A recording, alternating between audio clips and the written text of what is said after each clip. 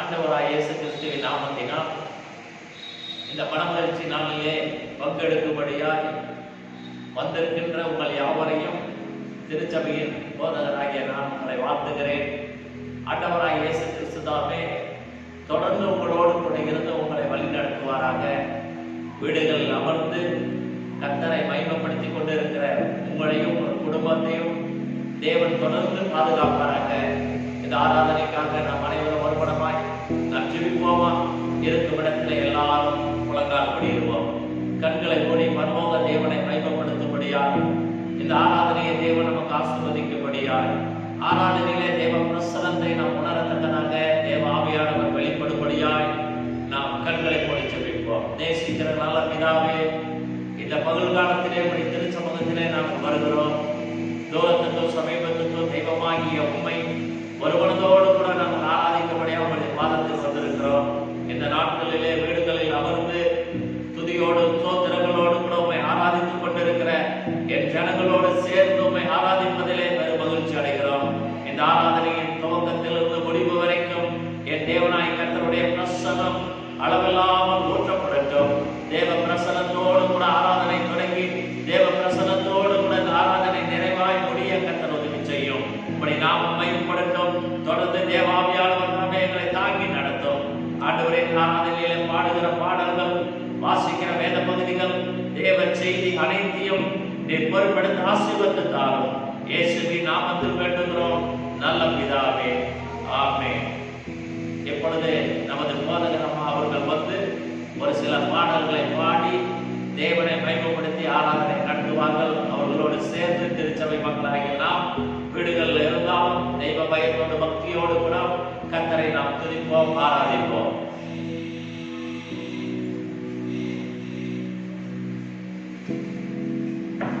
கர்த்தருடைய பரிசுத்த நாமத்துக்கு மகிமை உண்டாவதாக. அருமையான சகோதர சகோதரிகளே, தாய்மார்களே, தகப்பன்மார்களே, நம்முடைய ஆண்டவராகிய இயேசு கிறிஸ்துவின் நாமத்தினால நாங்கள் வாழ்த்தி ஆசீர்வதிக்கிறோம். கடந்த வாரம் முழுவதுமாய் சுகத்தோடு பலத்தோடு சமாதானத்தோடு இருந்திருப்பீர் என்று நாங்கள் விசுவாசிக்கிறோம். நம் ஆண்டவர் நல்லவர், நன்மையான காரியங்களை செய்கிறவர். பரிசுத்த ஆவியானவர் கடந்த நாட்களை காத்தது போல இந்த நாளையும் இந்த வாரம் முழுசும் உங்களை காக்க வல்லவராய் இருக்கிறார். அந்த ஆண்டவரின் நாளில் நம்ம தேவன் நாமக்கு மகிமையாக பாடி தேவ நாமத்தை நாம் மகிமைப்படுத்துவோம். சந்தோஷமாய் பாடி உற்சாகமாய் பாடி அவருடைய நாமத்தை நாம் மகிமைப்படுத்துவோம். கர்த்தர் நம்மை ஆசீர்வதிப்பார். இம்மட்டும் நமக்கு உதவி செய்த தேவன் இனிமேல் நமக்கு உதவி செய்ய வல்லவராய் இருக்கிறார். ஹல்லேலூயா, ஹல்லேலூயா, ஹல்லேலூயா. பாடுவோமா? தேவ நாமத்தை நாம் மகிமைப்படுத்துவோம். எல்லாரும் ஒருமித்து இந்த பாடலோடு என்னோட சேர்ந்து இந்த பாடலை பாடி தேவ நாமத்தை மகிமைப்படுத்துங்க. கர்த்தர் உங்களை ஆசீர்வதிப்பார்.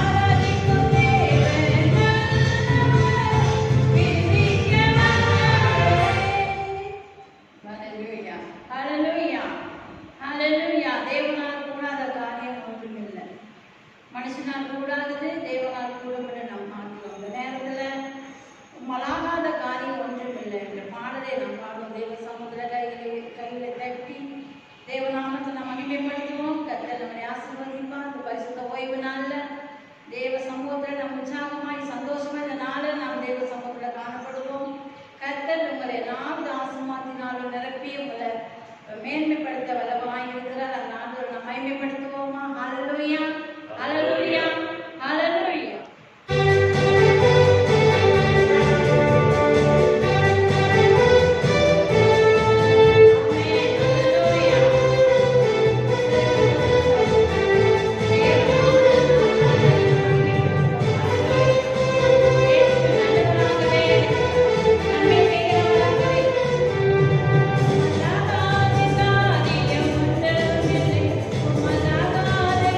Thank you.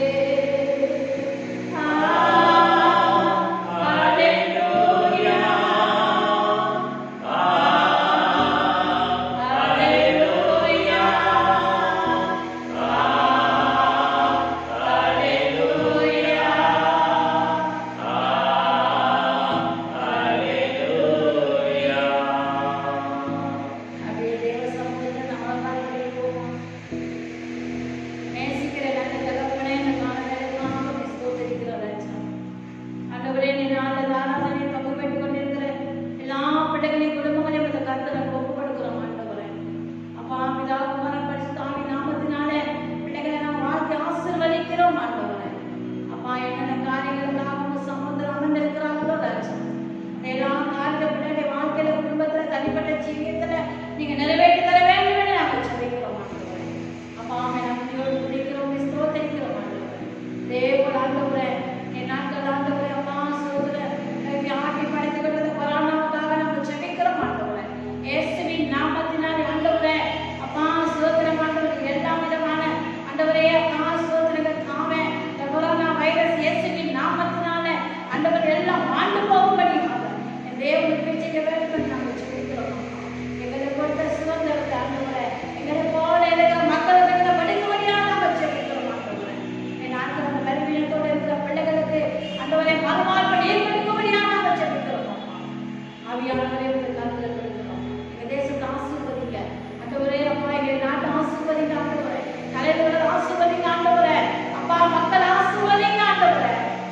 அப்பா பல தேவைகள் மத்தியில் இருக்கிற பிள்ளைகளோட தேவைகளை நீ சந்திக்கும்படியாக நாங்கள் ஜெபிக்கிறோம். இந்த கருத்தை நாங்கள் ஒப்பு கொடுக்கிறோம் ஆண்டவரே. எல்லாவற்றையும் பொருட்படுத்திக்கிறோம். இயேசுவின் நாமத்தில் ஜெபிக்கிறோம் நல்ல பிதாவே.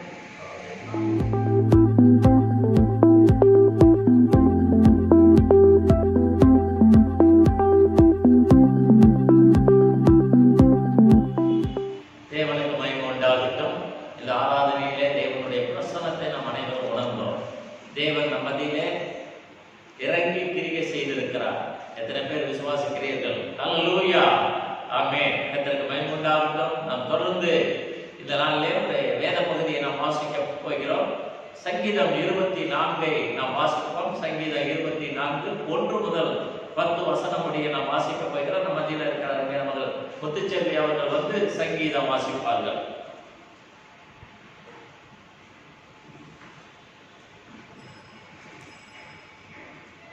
சங்கீதம் 24. பூமியின் அதில் நிறைவும் உலகமும் அதில் உள்ள குடிகளும் கர்த்தருடையது. அவரே அதை கடல்களுக்கு மேலாக அஸ்திவாரப்படுத்தி அதை நதிகளுக்கு மேலாக ஸ்தாபித்தார். யார் கர்த்தருடைய பர்வதத்தில் ஏறுவான்? யார் அவருடைய பரிசுத்த ஸ்தலத்தில் நிறைந்திருப்பான்? கைகளில் சுத்தமுள்ளவனும் இருதயத்தில் மாசில்லாதவனுமாய் இருந்து தன் ஆத்மாவை மாயைக்கு ஒப்புக்கொடாமலும் கபடாய் ஆணையிடாமலும் இருக்கிறவனே. அவன் கர்த்தரால் ஆசீர்வாதத்தையும் தன் ரட்சிப்பின் தேவனால் நீதியையும் பெறுவான். இதுவே அவரை தேடி விசாரித்து அவருடைய சமூகத்தை நாடுகிற யாக்கோப்பு என்னும் சந்ததி. வாசல்களே உங்கள் தலைகளை உயர்த்துங்கள், அநாதி கதவுகளை உயருங்கள். மகிமையின் ராஜா பிரவேசிப்பார். யார் இந்த மகிமையின் ராஜா? அவர் வல்லமையும் பராக்கிரமமும் உள்ள கர்த்தர். அவர் யுத்தத்தில் பராக்கிரமம் உள்ள கர்த்தராமே. வாசல்களே உங்கள் தலைகளை உயர்த்துங்கள், அநாதி கதவுகளை உயருங்கள். மகிமையின் ராஜா உட்பிரவேசிப்பார். யார் இந்த மகிமையின் ராஜா? அவர் சேனைகளின் கர்த்தரானவர். அவரே மகிமையின் ராஜா என்றார் என்பது. கர்த்தருடைய பரிசுத்த நாமத்திற்கு ஸ்தோத்திரம் உண்டாகட்டும். யாவரும் அமர்ந்து கொள்வோம். கர்த்தர் மெய்யாகவே இந்த நாளிலே நம் மத்தியிலே மேன்மையான காரியங்களை செய்து கொண்டு வருகிறார். தொடர்ந்து அவர் மகிமையான காரியங்களை செய்யத்தக்கதாக தேவனுடைய சமூகத்திலே நாம் இந்த நாளிலே காத்திருக்க வேண்டியவர்களாக இருக்கிறோம். கர்த்தர் இதுவரைக்கும் நம்மை நடத்தி கொண்டு வருகிறார். கர்த்தர் இதுவரைக்கும் குறைவில்லாதபடிக்கு காத்து கொண்டு வருகிறார். ஒருவேளை இன்றைக்கு 80-85 நாட்கள் கடந்து போய்விட்டன. ஆனாலும் கூட தேவனுடைய பிள்ளைகளாகிய நம்மளுடைய வாழ்க்கையிலே குறைவு ஒன்று இல்லாதபடிக்கு எல்லாவற்றையும் அதினதின் காலங்களிலே தேவைகளை சந்தித்து நிறைவாய் நம்மை நடத்தி கொண்டு வருகிறார். நம்மை நடத்துகிற தேவன் நம்மிடத்தில் எதிர்பார்க்கிற ஒரு காரியம் உண்டு. இன்றைக்கு உலகமே தம்பித்துக் கொண்டிருக்கிற இந்த காலத்திலே தேவன் நம்மை அழைத்த ஒரு நோக்கத்தை நாம் அறிந்து அந்த நோக்கத்தின்படி நாம் வாழ கற்றுக்கொள்ள வேண்டும். தொடர்ந்து அந்த வாழ்க்கையை செயல்படுத்த வேண்டியவர்களாக இருக்கிறோம். கிறிஸ்தவ வாழ்க்கையிலே மிக முக்கியமானது பரிசுத்தம். பரிசுத்தம் இல்லாமல் ஒருவனும் தேவனை தரிசிக்க முடியாது என்பது வேத வார்த்தையாக இருக்கிறது. தேவன் விரும்புகிற காரியமாகவும் இருக்கிறது. எந்த சூழ்நிலையிலும் எந்த நிலையில இருந்தாலும் நம்மளுடைய பரிசுத்தத்தை நாம் காத்துக்கொள்ள வேண்டியவர்களாய் இருக்கிறோம். வேதத்திலே நாம் வாசிக்கும் பொழுது தேவனாய் கர்த்தர் தம்மை குறித்து சொல்லும் பொழுது நான் பரிசுத்தர், அதனால் நீங்களும் பரிசுத்தமாய் இருங்கள் என்று சொன்னார். நான் முதலாவது தன்னை சுட்டி காட்டி இருக்கிறார். அப்படிப்பட்ட ஒரு சர்வ வல்லமுள்ள தேவனை வணங்குகிற நீங்களும் நானும் யார் என்பதை முதலாவது அறிந்து கொள்ள வேண்டும். நாம் எவற்றில் எல்லாம் பரிசுத்தமாய் இருக்க வேண்டும் என்பதை அறிந்திருப்போம். ஆனாலும் இன்றைக்கு அறிவிக்கிறேன். சொல்லில் பரிசுத்தம், செயலில் பரிசுத்தம், நடத்தையில் பரிசுத்தம்.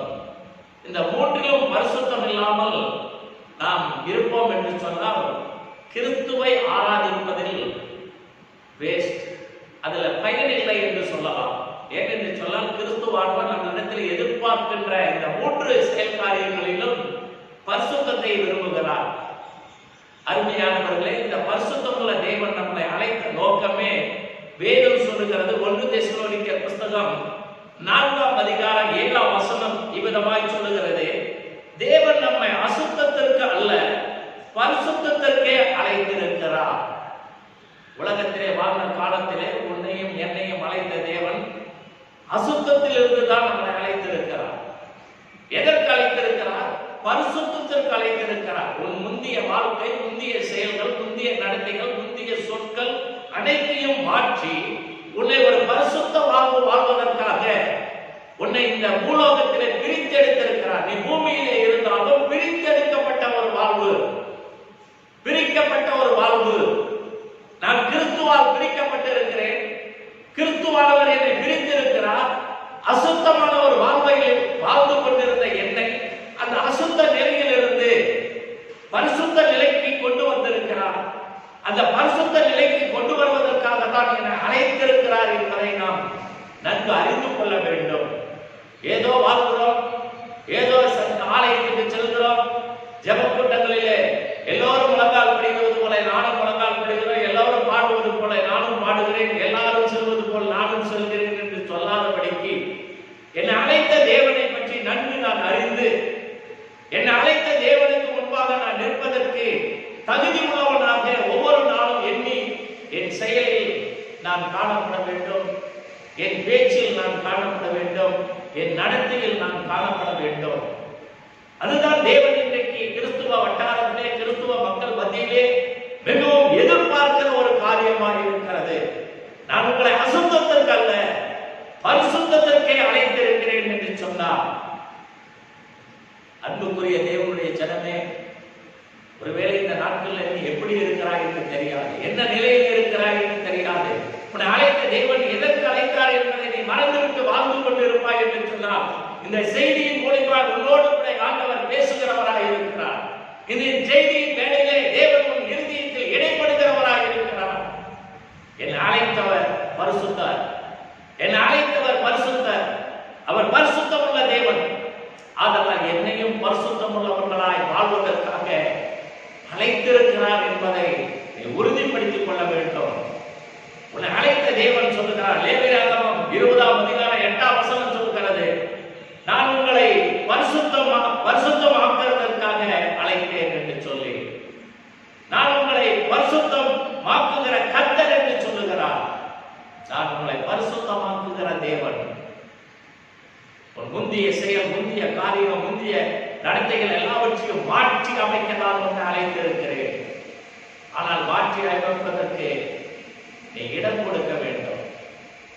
குயவன் கையிலே களிமண்ணை கொடுத்து குயவன் தனக்கு விருப்பமான பாண்டங்களை செய்வது போல ஆண்டவருடைய கரத்திலே உன்னை ஒப்பு கொடுத்து, ஆண்டவரே உமக்கு விருப்பமானபடி என்னை நடத்தும், உங்களுடைய சித்தத்தின்படி நான் செய்ய என்னை ஒப்பு கொடுக்கிறேன் என்று சொல்லி உன்னை ஒப்பு கொடுக்கும் பொழுது அவர் சொல்கிறார், நான் உங்களை பரிசுத்தமாக்குகிற கர்த்தர் என்று சொல்லி. ஒருவேளை நீ வலித்தவது இருக்கலாம், சொல்லில் வலித்தவது இருக்கலாம், செயலில் வலித்தவது இருக்கலாம், நடத்தையில் வலித்தவது இருக்கலாம். நீ எவற்றில் வலித்தவது இருந்தாலும் உன்னை பரிசுத்தமாக்குகிற கர்த்தர் சொல்லுகிறது என்னவென்று சொன்னார், நான் உங்களை பரிசுத்தமாக்குகிற தேவன் என்று சொல்லி. லேவியராகமம் 20:8 சொல்லுகிறது. பின்பகுதியில் நீங்கள் வீட்டில் வாசித்து பாருங்கள். பரிசுத்தமாக்குகிற கர்த்தர் நம்ம கூட இருக்கிறார். ஒருவேளை நீ தவறி தப்பு செய்திருந்தால், தவறி நீ இடமாறி இருந்தால், ஆண்டவருடைய சமூகத்திலே வந்து மன்னிப்பு கேளு. முழங்கால் கண்ணீர் விட்டு நீ கதறி சொல்லி, ஆண்டவரே, நான் இப்படிப்பட்ட ஒரு பாவத்தை செய்து விட்டேன், நான் என் பரிசுத்த குலைச்சலை உண்டாக்கி விட்டேன், என்னை மன்னியும் தேவனே, என்னை மன்னியும் என்று சொல்லி கேளுங்கள். உங்களை பரிசுத்தமாக்குகிற கர்த்தர். வேதம் சொல்லுகிறது, ஏசாயா 43:10-15 சொல்லுகிறது, நான் உங்கள் பரிசுத்தராகிய கர்த்தர் என்று சொல்லி. நானே உங்கள் பரிசுத்தராகிய கர்த்தர், நானே உங்கள் பரிசுத்தராகிய கர்த்தர் என்று சொல்கிறார். அவர் உங்களை பரிசுத்தமாக்குகிறவராக இருக்கிறார். அருமையானவர்களே, சூழ்நிலைகள் மாறலாம், ஆனால் நீங்களும் நானும் ஒரு காலம் மாறலாம். காலங்கள் மாறலாம், ஆனால் கர்த்தரை ஆராதிக்கிற ஜனமாகிய நீங்களும் நானும் ஒரு காலம் மாறலாம். அதனால தான் அதிகமாய் நான் சொல்வேன், கலப்பையின் மீது கை வைத்தவன் பின்னிட்டு பாரான் என்று சொல்லி, ஒரு நாளும் நாம் கலப்பையின் மீது கை வைத்து விட்டு பின்னிட்டு பார்க்க கூடாது. கிறிஸ்துவுக்காக என்னை நான் அர்ப்பணிக்கிறேன், கிறிஸ்துவுக்காக என்னை தாழ்த்துகிறேன் என்று சொல்லி, கிறிஸ்துவுக்காக எல்லாவற்றையும் விட்டு விடுகிறேன் என்று சொல்லி, ஆதியிலே எடுத்த தீர்மானத்தை, ஆதியிலே எடுத்த உடன்படிக்கையை மறந்துவிட்டு உன் பரிசுத்தத்தை விட்டுவிட்டு இன்றைக்கு வேறு சென்று கொண்டிருக்கிறதை நீ உணராமல் இருக்கிறாய். பரிசுத்த ஆவியானவர் இந்த செய்தியின் மூலமாய் உன்னை உணர்த்துகிறவராய் இருக்கிறார். பரிசுத்தம் மிகவும் மிகவும் அவசியமானது. பரிசுத்தம் இல்லாமல் ஒருவனும் தேவனை தரிசிக்க முடியாது. தேவனை தரிசிக்க முடியாது. எத்தனை கூப்பாடு பட்டாலும் சரி, எத்தனை அன்னதானம் பண்ணினாலும் சரி, எத்தனை தர்மங்கள் பண்ணினாலும் சரி, எத்தனை பேருக்கு நீ எதை செய்தாலும் சரி, உன் வாழ்வில் பரிசுத்தம் இல்லாவிட்டால் நீ செய்கின்ற செயல் அத்தனையும் வீணாய் போய்விடும், வீணாய் போய்விடும்.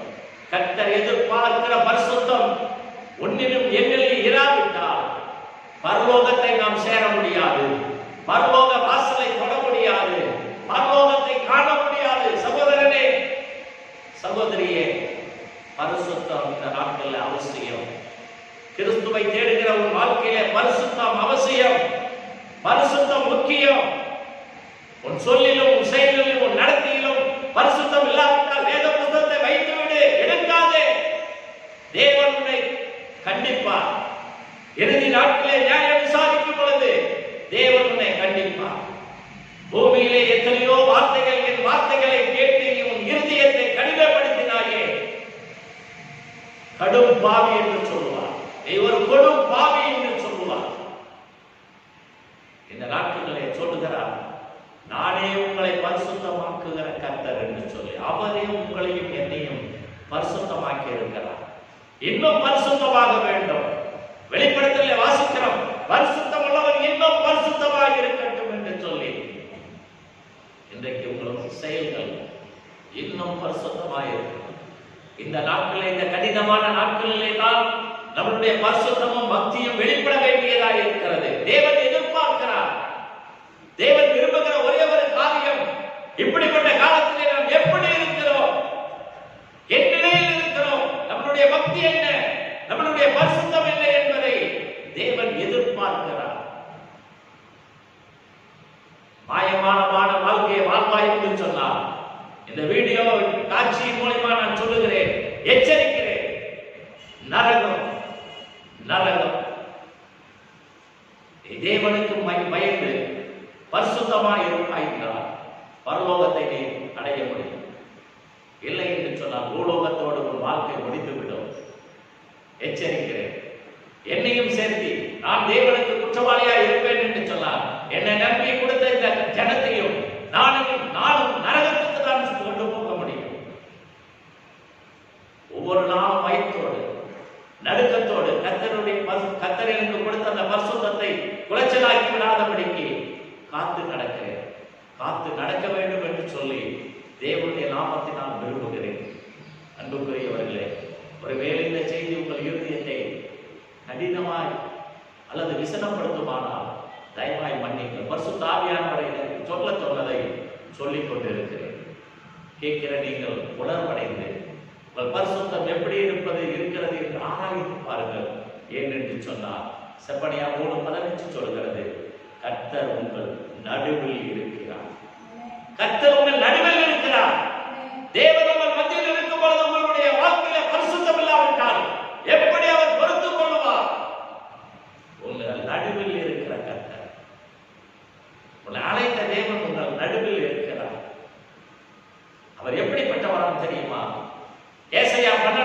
சொல்லுகிறது அவர் பெரியவர் என்று சொல்லி. உங்கள் நடுவில் இருப்பவர் எப்படி என்றார், எப்படிப்பட்டவர் தெரியுமா?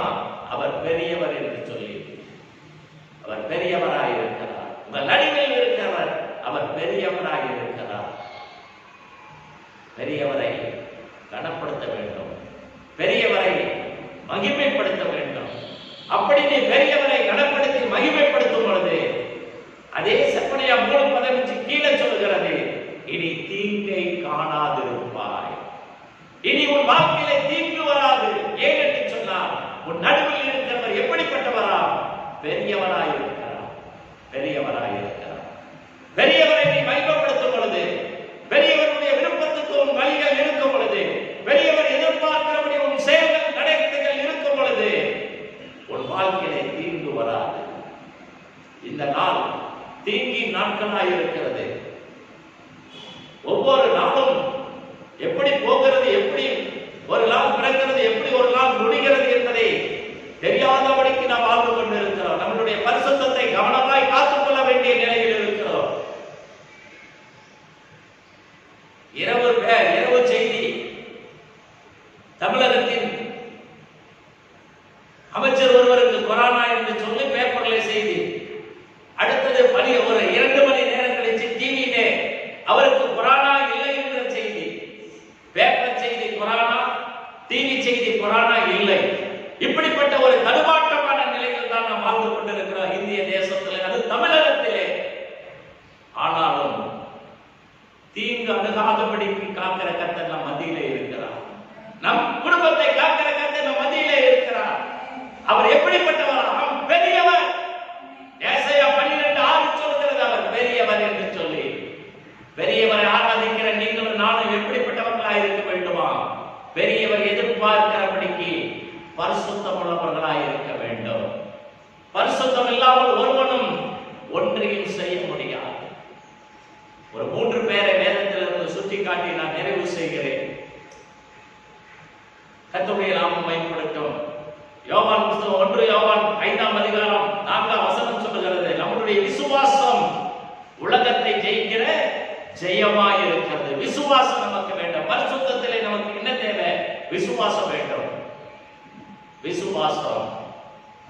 விசுவாசத்தோடு கூட இந்த நாட்களில் இந்த பரிசுத்தவான்களை கண்ணோக்கி பாருங்கள். ஆதியாகமம் புத்தகம் 39ஆம் அதிகாரம் 2ஆம் வசனம் சொல்லுகிறது, கர்த்தர் யோசேப்போடு இருந்தார். ஆதியாகமம் 39:2 கர்த்தர் யோசேப்போடு இருந்தார். கர்த்தர் எப்படி யோசேப்போடு இருந்தார்? யோசேப்பு எல்லா விதத்திலும் உண்மையும் பக்தியும் பரிசுத்தம் உள்ளவனாய் இருந்தான். அவனுக்கு நேரிட்ட சோதனைக்கு அளவே இல்லை. அவனுடைய பரிசுத்த குலைச்சலுக்கு உண்டான செயல்பாட்டுக்கு அளவே இல்லை. ஆனாலும் அந்த நிலையிலையும் கர்த்தரை உறுதியாக பிடித்துக் கொண்டு கர்த்தரை பின்பற்றினான். அவன் பரிசுத்தத்தை விடாதபடிக்கு காத்துக்கொண்டான், குலைச்சலாக்காதபடி காத்துக்கொண்டான் யோசேப்பு. 2வது தானியேல் 1ஆம் அதிகாரம் 8ஆம் வசனம், ராஜாவின் போஜன பாத்திரத்தினால் என் பரிசுத்த குலைச்சலை உண்டாக்க மாட்டேன் என்று சொன்னவன் தானியேல். ராஜாவின் போஜன பாத்திரத்தினால் என் பரிசுத்தத்தை நான் கெடுத்துக் கொள்ள மாட்டேன் என்று சமாளித்தவன் தானியேல். தன்னை காத்துக் கொண்டான். அவனுக்கு பயம் இருந்தது, பக்தி இருந்தது. அதோடு தன்னுடைய பரிசுத்தத்தை ஒரு நாளும் இழந்து விட மாட்டேன், ஒரு போஜனத்துக்காக என் தேவன் கொடுத்த அந்த பரிசுத்தத்தை நான் இழந்து விட மாட்டேன் என்று மனதிலே எண்ணி அவன் அமிதமாய் பயத்தோடு நடந்தான். 3வதாக தானியேலின் புத்தகம் 3ஆம் அதிகாரம் 15ஆம் வசனத்திலிருந்து 19ஆம் வசனம் முடிய நீங்கள் வாசித்து பார்த்தால், சாத்ராக், மேஷாக், அபேத்நேகோ என்ற 3 வாலிபர்களை நேபுகாத்நேசர் என்ன செய்தார்? தான் நிறுத்தின அந்த பொற்சிலையை வணங்கும்படி கட்டளையிட்ட பொழுது, தன்னுடைய பரிசுத்த குலைச்சலை நான் உண்டாக்காமல் ராஜாவுடைய நிறுத்திய இந்த பொற்சிலையை நான் வணங்க முடியாது என்று சொல்லி அங்கு சவால் இடுகிறார். ராஜாவுக்கு சவால் இடுகிறார்கள். ஒருவேளை ராஜா நிறுத்திய அந்த பொற்சிலையை வணங்கினால் என்னுடைய பரிசுத்தம் குலைச்சலாகிவிடும். தேவன் என்னை அழைத்த என் தேவன் எனக்கு கொடுத்த அந்த பரிசுத்தத்தை நான் இழந்து விடுவேன் என்று சொல்லி, மரித்தாலும் மரிக்க நான் தயாராக இருக்கிறேன் என்று சொல்லி பரிசுத்த குறைச்சலுக்கு இடப்படாதபடிக்கு கர்த்தர் மீது நம்பிக்கை வைத்திருந்தார்கள். கர்த்தர் அவர்கள் மத்தியிலே இருந்தார். சூடாக்கப்பட்ட சூளை மீண்டும் 7 மடங்கு சூடாக்கப்பட்டு அந்த அக்கினியிலே தூக்கி போடப்பட்ட நிலை. ஆனாலும் அந்த இடத்தில் கர்த்தர் அவர்களோடு இருந்து அவர்களை காத்துக் கொண்டார். தங்கள் பரிசுத்தத்தை விட்டு கொடுக்காத அந்த வாலிபர்கள் தேவனுடைய நாமம் மகிமைக்கு என்று சொல்லுகிறேன். நீ யாராயிருந்தாலும் சரி, எங்கு இருந்தாலும் சரி, இன்றைக்கு இந்த செய்தியின் வடிவின் வாயிலாக உன்னை சந்திக்க கர்த்தர் உதவி செய்திருக்கிறார். இந்த செய்தி உன்னை சந்தித்துக் கொண்டிருக்கிறது. கர்த்தர் உன்னோடு பேசிக் கொண்டிருக்கிறார். ஒருவேளை இதுவரைக்கும் நீ பரிசுத்தம் இல்லாமல் இருந்திருக்கலாம், பயம் இல்லாமல் இருக்கலாம், தேவனை குறித்ததான ஒரு கரிசனை இல்லாமல், வெளிப்பாடு இல்லாமல் இருந்திருக்கலாம். இன்றைக்கு நீ உணர்ந்து கொள், நீ ஆராதிக்கிற தேவன் பெரியவர் என்பதை, நீ தொழுது கொண்டு வருகிற தேவன் பெரியவர் என்பதை, அவர் நியாயாதிபதியாய் ஒரு காலம் வரப்போகிறவராய் இருக்கிறார். அவர் நியாயம் விசாரிக்கிறவராய் இருக்கிறார். உன் பரிசுத்தத்தை குறித்து நியாயம் விசாரிக்கும் பொழுது, உன்னை வைத்திருந்த காலத்திலே, உன்னை நான் நடத்தின காலத்திலே நீ எவ்விதமாய் இருந்தாய், எவ்விதமாய் வாழ்ந்தாய், எவ்விதமாய் நடந்தாய் என்பதை தேவன் ஒரு திரைப்படத்தை போல உனக்கு முன்பாக கொண்டு வருவார். நீ பூமியில் வாழ்கிற வாழ்க்கை பரலோகத்தில் ஒரு திரையரங்கம் போல் உனக்கு காட்டப்படும். அப்பொழுது நீ தலை குனிந்து நிற்பார். அன்பு சகோதரனே, சகோதரியே, கிறிஸ்துவை ஏற்றுக்கொண்டு நீ கிறிஸ்துவுக்காக வாழ்ந்து கொண்டிருக்கிறாயா? அல்லது கிறிஸ்துவை ஏற்றுக்கொண்டு கிறிஸ்துவை விட்டுவிட்டு மாயமானமான வாழ்க்கை வாழ்ந்து கொண்டிருக்கிறாயா? மனம் திரும்பு. இந்த வீடியோ செய்தியின் மூலமாய், இந்த வீடியோ செய்தி உன்னை சந்திக்கும் பொழுது நீ மனம் திரும்பு. மனம் திரும்பி ஆண்டவருக்கு உன் இல்லத்திலும் உள்ளத்திலும் முழுமையான இடத்தை கொடு. நிச்சயம் ஆண்டவர் உன்னை இந்த நாளிலிருந்து நானே உங்களை பரிசுத்தமாக்குகிற கர்த்தர் என்று சொல்லுகிறார். ஏசாயா 43:15 மீண்டும் சொல்லுகிறேன், நானே உங்கள் பரிசுத்தராகிய கர்த்தர் என்று சொல்லி உங்களை பரிசுத்தப்படுத்துகிற கர்த்தர் மீண்டும் இறங்கி வந்து உங்கள் அசுத்தங்களையும் உங்கள் அருவருப்புகளையும் உங்களிடத்தில் இருக்கின்ற தீமைகளையும் அகற்றி உங்களை பரிசுத்தப்படுத்த தேவனால் முடியும். அந்த நம்பிக்கையோடு, அந்த விசுவாசத்தோடு இன்றைக்கு இந்த காலங்களிலே தேவனை நோக்கி பார்ப்பீர்களா? தேவனை நோக்கி பார்ப்போமா? இருக்கும் இடத்துல பயபக்தியோடு, ஒருவேளை உன் பரிசுத்த குலைச்சலுக்கு என்ன காரியம், என்ன ரகசியம் இருக்குமோ எனக்கு தெரியாது, உனக்கு தெரியும். உன்னை அழைத்த தேவனுக்கு தெரியும். அவருடைய பார்வையிலே ஒன்றையும் நீ மறைக்க முடியாது, ஒன்றையும் மறைத்து வைத்து நீ பரிசுத்தமாய் வாழ முடியாது. அறிக்கை செய், ஆண்டவருடைய சமூகத்தில் அறிக்கை செய். எல்லாரும் முழங்கால் படிடுவோமா? எல்லாரும் முழங்கால் படியும். கண்களை மூடி ஒரு நிமிடம் ஆண்டவருடைய சமூகத்திலே உங்களை அர்ப்பணியுங்கள். ஆண்டவரே, நான் இந்த செயலினால் என் பரிசுத்தத்தை இழந்து விட்டேன், இப்படிப்பட்ட பேச்சினால் என் பரிசுத்தத்தை இழந்து விட்டேன், இப்படிப்பட்ட நடக்கையினால் என் பரிசுத்தத்தை இழந்து விட்டேன் என்று சொல்லி நீயாக முன்வந்து உன் செயலை உணர்ந்து ஆண்டவரிடத்தில் அறிக்கை செய். ஆண்டவர் ஏற்றுக்கொண்டு உன் தப்பிதங்களுக்கு மன்னிப்பு அருளி கர்த்தர் உங்களை ஆசீர்வதிப்பார். எல்லாரும் முழங்கால் படியுவோம், கண்களை போடுவோம். ஹல்லேலூயா, ஸ்தோத்திரம், ஸ்தோத்திரம். Hallelujah. Name of Jesus. Glory to God. Glory to God. ஆண்டவரே, இன்றைக்கு இந்த செய்தியின் மூலமாய் அன்பு பிள்ளைகளை ஆண்டவரே நீ சந்திக்கும்படியாய் இந்த செய்தியின் வாயிலாக இந்த வீடியோஸ் காட்சியை பார்க்கிற பிள்ளைகள் மத்தியிலே நேர் இடைப்படும், அவர்கள் உள்ளவர்களோடு இடைப்படும். அவர்கள் ஆண்டவரே இந்த செய்தியை ஏதோ விளையாட்டுக்காக கேட்காதபடி பயபக்தியோடு கேட்டு இந்த செய்தியின் மூலமா அவர்கள் வாழ்வு மாற்றப்பட, ஆண்டவரே அவர்கள் செயல்பாடுகள் மாற்றப்பட, ஆண்டவரே இந்த நாளில் நீ வெளிப்படும்படியாய் உடைய திரு சமூகத்திலே நாங்கள் வருகிறோம். ஆண்டவரே, ஹல்லேலூயா, ஹல்லேலூயா. ஓரபல சந்தர தூன மக்கரவல ஓரி மாந்தன தூன மரபக்கரவலவல. ஹல்லேலூயா, ஹல்லேலூயா. ஆவியானவரே, பிள்ளைகளை சேருங்க, என் பிள்ளைகளுக்கு இறங்க மாட்டவரே. வீடுகளிலே முழங்கால் படியிட்டு ஆராதித்துக் கொண்டிருக்கிற இந்த ஜெப வேளையிலே பங்கு கொண்டிருக்கிற பிள்ளைகளோடு கூட நீர் இடைப்பட, அவர்கள் உள்ளத்தோடு இடைப்படும். ஆண்டவரே, ரமல சங்கர தீத்யா ராம கக்கபல. ஹல்லேலூயா. சோதரிக்கிறமையா, சோதரிக்கிறமையா. தேவனே, நான் பரிசுத்தர் ஆவியால் என்னை தேடுகிறேன், என்னை தொழுது கொள்கிறேன், என்னை ஆராதிக்கிற அனைவரும் பரிசுத்தமாய் இருங்கள் என்று சொல்லுகிறேன். இன்றைக்கு பரிசுத்தமாய் இருக்கும்படி ஆண்டவரே இன்றைக்கு பரிசுத்தப்படுத்தும் பரிசுத்தப்படுத்தும் பரிசுத்தப்படுத்தும் ஆண்டவரே. தேவனே உம்முடைய நீதியின் கரமாகிய உம்முடைய வலது கரம் ஒவ்வொருவரையும் இன்றைக்கு தொடுவதாக தொடுவதாக ஆண்டவரே. உம்முடைய நாமம் மகிமைப்படுத்தும் ஐயா. ஆண்டவரே பெரிய காரியங்களை செய்யும். இந்த நாட்களில் இப்படியாய் பிள்ளைகளோடு கூட பேசத்தக்கதாக கிருபை தந்தீரே, அதற்காக ஸ்தோத்திரிக்கிறோம் சுவாமி. இந்த வீடியோ காட்சி செல்லும் இடமெல்லாம் காண்கிற மத்தியிலே காண்கிற பிள்ளைகள் உள்ளத்திலே நீர் மிகவும் ஆண்டவரே அதிகமாக கிரியை செய்து உம்முடைய நாமத்தை மகிமைப்படுத்துங்க, ஆசீர்வதிங்க. இதை எந்த விதத்தில் சத்துரு தடை செய்து போடாதபடிக்கு ஆண்டவரே நீர் பாதுகாக்கும்படியாக ஜெபிக்கிறோம். பெரிய காரியங்களை செய்யும், ஆசீர்வதியும் சுவாமி. இந்த மட்டுமா எங்களை நடத்தி கொண்டிருக்கிற தேவனே தொடர்ந்து எங்களை நடத்தும். என் பிள்ளைகளையும் என்னோடு சேர்ந்திருக்கிற அன்பு ஜனங்களையும் ஆண்டவரே நினைவு கொண்டு தேவைகளை சந்தியும் ஆண்டவரே. பெரிய காரியங்களை செய்யும். எந்த விதத்தில் என் பிள்ளைகள் பரிசுத்த குலைச்சலுக்கு இடப்படாதபடிக்கு தங்களை காத்துக் கொண்டு நடக்க கர்த்தர் உதவி செய்யும். ஆசீர்வதியும். இயேசுவின் நாமத்தில் ஜெபிக்கிறோம் நல்ல பிதாவே, ஆமென். என் ஆத்துமாவே கர்த்தரை ஸ்தோத்திரி, என் முழு உள்ளமே பரிசுத்த நாமத்தை ஸ்தோத்திரி. என் ஆத்துமாவே கர்த்தரை ஸ்தோத்திரி, அவர் செய்த சகல உபகாரங்களை மறவாதே.